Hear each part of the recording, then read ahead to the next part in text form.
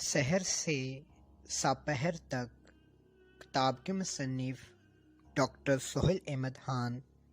مضمون AMF۔ Abbott آباد سے مانسہرہ کی طرف نکلیں تو پہاڑیاں سبز شالیں اوڑھے مخالف سمت میں اونٹ کی سی چال چلنے لگتی ہیں، اور ان پہاڑیوں کے دامن میں کٹورا نما وادی دل کو مو لینے والا منظر پیش کرتی ہے۔ لبے سڑک لگ بھگ سبھی عمارتوں سے آرمی کے باشنوں کے ساتھ ساتھ بڑے بوٹوں کی کھڑکھڑاہٹ سن کر سافر کسی حد تک سہم جاتا ہے، مگر یہ ڈر اس وقت ختم ہو جاتا ہے جب سرخی شفق جیسے رنگ میں رنگی سبز وادی میں کھڑی عمارتوں کی ایک لڑی نظر آتی ہے۔ اسے دنیا ایوب میڈیکل کالج یا لاڈ پیار سے AMC کے نام سے جانتی ہے، مگر اہل ذوق اس ایوب میڈیکل فیکٹری کہتے ہیں، کیونکہ اس کے اندر ڈاکٹر تیار کیے جاتے ہیں۔ یہ ذرا عجیب میڈیکل کالج ہے، مگر اتنا بھی نہیں کہ اسے ہم عجوبہ کہہ بیٹھیں۔ اس کے اندر صرف اتنا عیب ہے کہ یہاں سے جنم لینے والی دل کی دھڑکنوں کی لبدب ماحولیاتی آلودگی میں اضافہ کر رہی ہے، اور سائنسدانوں کی جدید رپورٹ کے مطابق ان دھڑکنوں کی وجہ سے اوزون کی تہ ارتعاش کرنے لگی ہے۔ کالج گیٹ کی سلاخوں کے پیچھے ڈاکٹرز اپنی تیاری کے مختلف مرحلوں میں زندگیاں جبر مسلسل کی طرح کاٹ رہے ہیں۔ ہر چیز کی تیاری کے لیے خام مال کا ہونا اشد ضروری ہے۔ مثلاً بلاک فیکٹری کو لیجئے، ریت اور سیمنٹ چاہیے۔ اسی طرح ڈاکٹروں کی تیاری کے لیے FSC پری میڈیکل طلباء و طالبات کو ملک بھر کی کونوں سے کھود کر نکالا جاتا ہے اور انہیں جمع کر کے لیبارٹری کے اندر انٹی ٹیسٹ کیا جاتا ہے۔ اوسط درجہ حرارت اور فضائی دباؤ میں اچھے نتائج دینے والی اعلیٰ طلباء کو فیکٹری میں لایا جاتا ہے۔ خدا تعالیٰ کا کرم ہے کہ ہمارے ملک میں ایسے طلباء کی بڑی بڑی کانیں پائی جاتی ہیں جو ڈاکٹرز تیاری کے اچھا خام مال ثابت ہوتے ہیں، مثلاً ہزارہ، کشمیر، گلگت اور پشاور وغیرہ۔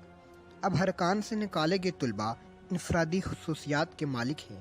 مثلاً پختون کان کھیوڑا میں نمک کی کان کی طرح طلباء کی بڑی کان ہے۔ اس کان کے طلباء کے چہروں پر عموماً کثیف داڑھی پائی جاتی ہے، ایک دوسرے کو پرے دھکیلتے ہیں اور مخالف صنف کے لیے امریکہ سے بھی جنگ کر سکتے ہیں۔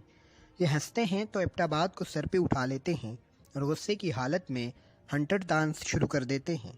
نسوار ان کی پسندیدہ غذا ہے۔ یہ بڑے دلچسپ نام رکھتے ہیں، مثلاً کسی بیماری کا نام لکھ کر آگے اللہ لگا دو۔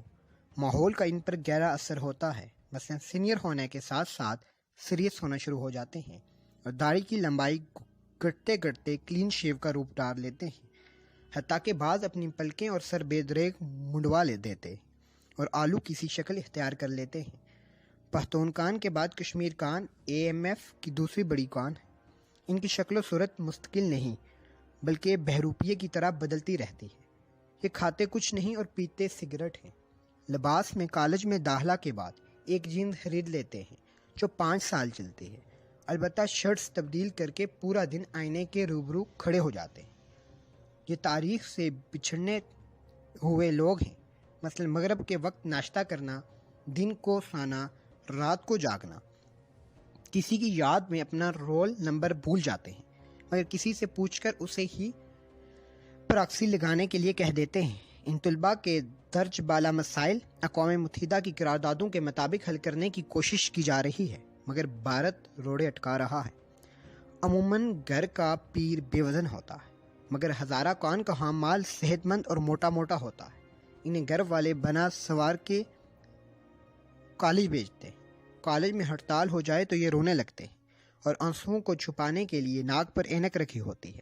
ان کا پسندیدہ مسکن لائبریری اور پسندیدہ غذا ہاف چاٹ ہے۔ لیکچر ہال کے سب سے پہلی قطار میں بیٹھنے کے لیے اگر انہیں رات لیکچر ہال میں گزارنی پڑے تو یہ کتراتے نہیں۔ ادھر سٹیج ٹاپ کرتے ہیں، ادھر محلے میں مٹھائی تقسیم کی جاتی ہے۔ بعض بہت چلاک ہوتے ہیں، مثلاً کلرکوں سے ہندکو بول کر حاضری لگوا لیتے ہیں اور دن بھر گرلز ہاسٹل کا طواف کرتے رہتے ہیں۔ BBC کی رپورٹ کے مطابق AMF میں گلگتیوں کی موجودگی کے شواہد ملے ہیں جو ابھی ارتقاء کے عمل سے گزر رہے ہیں۔ مثلا دن میں ساتھ فکرے بول لیتے۔ گرلز ہاسٹل کا فضا سے نظارہ کرنے کے لیے گلگت سے بازریہ ہوائی جہاز آتے ہیں۔ سپلی ان کی پسندیدہ غذا ہے اور ٹاؤن ڈے کو شہر جانا پسندیدہ شوق۔ گرلز ہاسٹل کی چوکیداری کے لیے تمام درخواستیں گلگت زون سے موصول ہوتی ہیں۔ انہیں لطیفہ سمجھنے کے لیے بھی اٹلس دیکھنا پڑتا ہے اور یوں درج بالا کانوں سے نکالے گئے طلباء کو فیکٹری کے اندر ہر سال بےعزتی کے قطرے پلا کر، سپلی کے انجیکشن لگا کر، وارڈز میں دوڑا کر، مشترکہ ٹور کے لیے رلا کر، کینٹین اور میس سے صاف غذا کھلا کر، ہاسٹل کی قبر جتنے کمرے میں سلا کر، تقریباً 7-8 سالوں بعد MBBS کی ڈگری دے کر کالج گیٹ کی سلاخوں سے باہر بیچ کر رہا کر دیا جاتا ہے، اور یوں ایوبین چھوٹی جیل سے بڑی جیل میں دھکیل دیے جاتے ہیں۔